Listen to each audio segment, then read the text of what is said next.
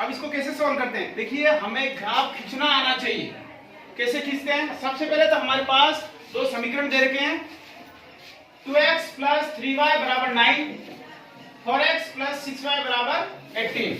ये हमारे पास दो समीकरण दे रखे हैं। इन समीकरणों से हमें इनको सॉल्व करके इनके मान निकालने हैं और उन मानों से हमें ग्राफ खींचना है। अब कैसे करेंगे? ध्यान से देखेंगे। सबसे पहले क्या करेंगे? समीकरण 1 में x = 0 रखेंगे।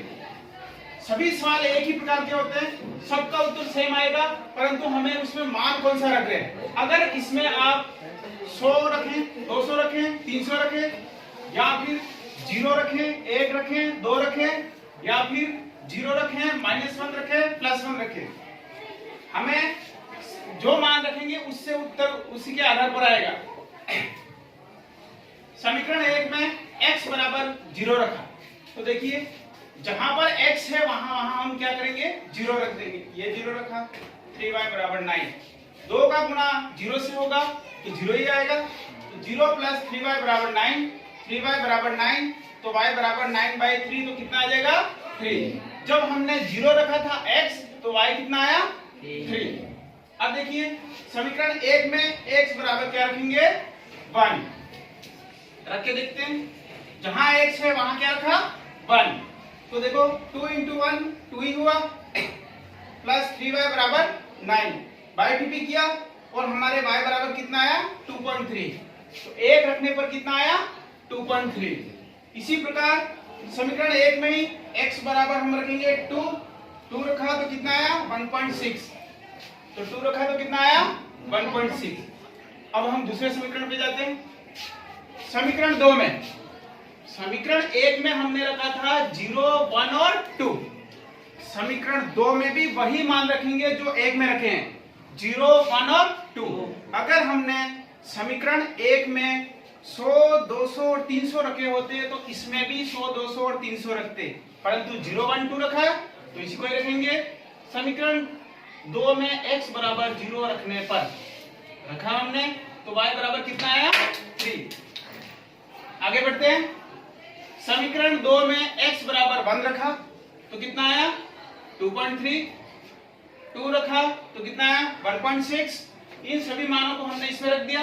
0 रखने पर 3 आया, 1 रखने पर 2.3 आया, 2 रखने पर 1.6 आया। अब आगे बढ़ते हैं।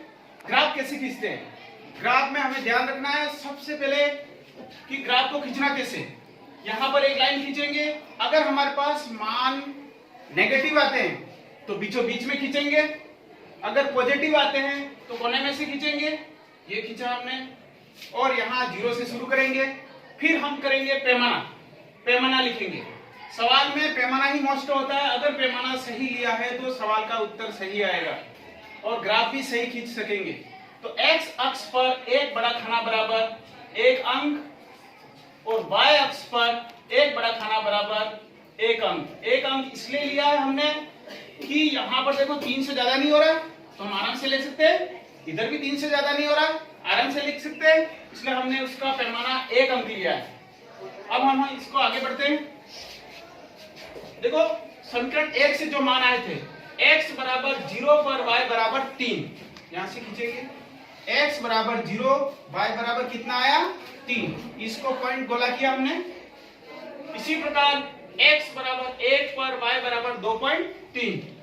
x = 1 ये x अक्ष है, और y बराबर कितना है? 2.3। 2 और 3 छोटे खाने ले लेंगे ये, फिर इसको बढ़ाएंगे, इसको बढ़ाएंगे, जहां मिलता है उसको टिक करेंगे। फिर आगे बढ़ते हैं। x = 2, 2 पर आएगा 1.6। तो देखो x = 2 ले लेंगे, और इधर 1.6, 1.5 और 1.6, इसको आगे बढ़ाएंगे, इसको बढ़ाएंगे, यहां मिलता है।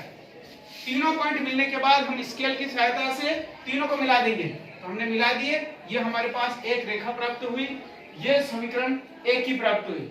इसी प्रकार समीकरण 2 निकालेंगे।